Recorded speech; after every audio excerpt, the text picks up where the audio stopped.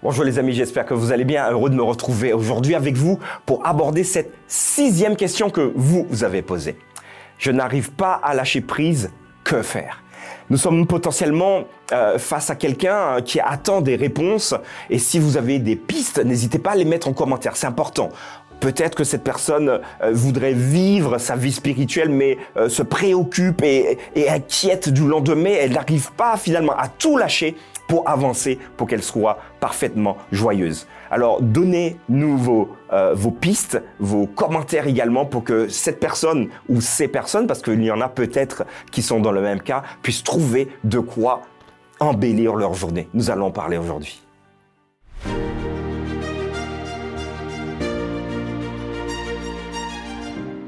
La pensée du jour que je vous propose aujourd'hui se trouve dans Jérémie, chapitre 17, versets 7 à 8. Béni soit l'homme qui se confie dans l'Éternel et dont l'Éternel est l'espérance. Il est comme un arbre planté près des eaux et qui étend ses racines vers le courant. Il n'aperçoit point la chaleur quand elle vient et son feuillage reste vert. Dans l'année de la sécheresse, il n'a point de crainte. Il ne cesse de porter du fruit.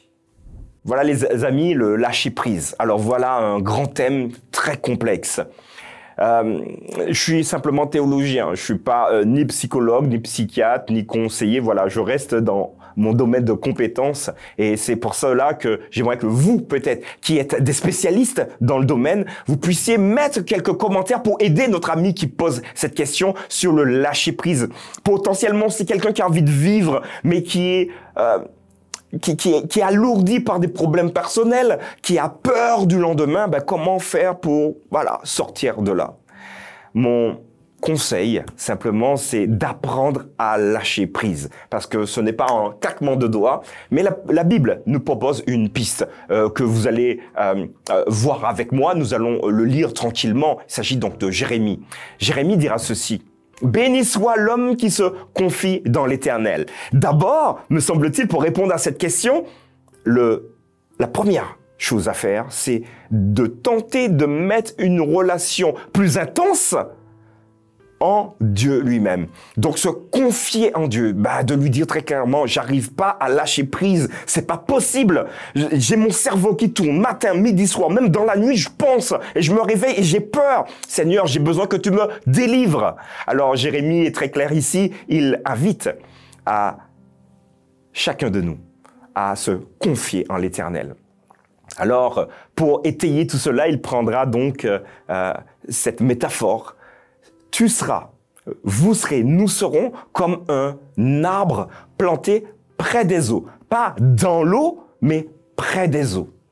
L'eau représente également la belle bénédiction dans la Bible. Vous savez, la pluie de la première et la deuxième saison, ça représente également le Saint-Esprit que Dieu veut nous envoyer. Et finalement, quand nous commençons à faire pousser nos racines, quand nous commençons à être installés quelque part finalement, parce que nous nous sommes abandonnés à l'Éternel, donc nos racines, c'est symbolique ici, vont pousser pour aller chercher sa substance, la vie dans les eaux qui sont pas très loin, qui sont donc à notre disposition. Alors, quand les chaleurs arriveront, les chaleurs, on peut les représenter ici comme les difficultés de la vie, comme les coups bas que X ou Y nous feraient. Alors, au lieu de nous flétrir et de faire tomber le feuillage, notre feuillage restera vert. Pourquoi? Parce que nous irons chercher cette bénédiction et cette force qui nous permet d'être en vie dans ces eaux qui représentent la présence de Dieu au travers de son Saint-Esprit. Et une année passera et le texte dit, dans l'année de la sécheresse, il n'y aura point de crainte. Même face aux difficultés, les choses seront beaucoup plus apaisées. Alors, c'est vrai que la Bible nous invite à lever la tête et à marcher fièrement, à avancer dans la vie, à lâcher prise. Mais ce lâcher prise peut aussi passer par un accompagnement plutôt psychologique. Faites-vous aider, les amis. Si ça impacte tellement votre vie que vous sentez que vous n'arrivez pas à avancer, oui, priez. Oui, continuez à faire confiance à l'Éternel. Mais Dieu a mis également des hommes très intelligents, des hommes qui peuvent également nous donner d'autres pratiques pour rééquilibrer, pour nous rééquilibrer, pour nous permettre aussi de comprendre qui nous sommes. Et je le disais d'ailleurs hier ou avant-hier, nous sommes donc le résultat de ce que nous avons été. C'est potentiellement passé des choses difficiles, visibles ou invisibles dans notre vie. Nous n'arrivons pas à mettre des mots dessus, à les identifier, à les résoudre. Certains professionnels sont là pour ça. Alors n'hésitons pas à prendre aussi la bénédiction de Dieu au travers de ces professionnels. Je parle ici des psychologues.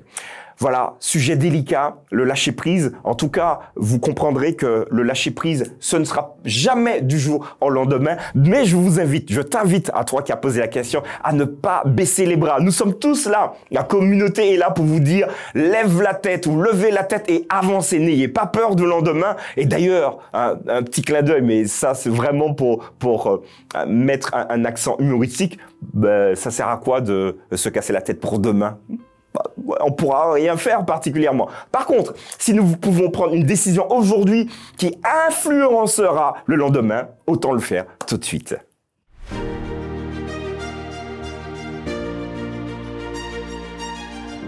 Voilà les amis, nous avons donc abordé ce thème. Je n'arrive pas à lâcher prise, que faire? Je vous ai proposé plein d'éléments, je t'ai proposé à toi qui as posé la question plein d'éléments et je suis persuadé que nos amis qui nous regardent ont également mis dans les commentaires tout ce qu'il faut. Mettez des pouces les amis, ça nous permettra d'être mieux vus. Et les amis, ceux qui ne sont pas encore abonnés, c'est maintenant qu'il faut le faire. Soyez abonnés, comme ça vous ne louperez aucune de ces pensées du jour que nous mettons en ligne. Je vous donne donc rendez-vous demain pour terminer ces 7 questions. Demain, nous aurons encore une dernière question. Ouh, elle est intéressante. Rendez-vous demain pour la pensée du jour.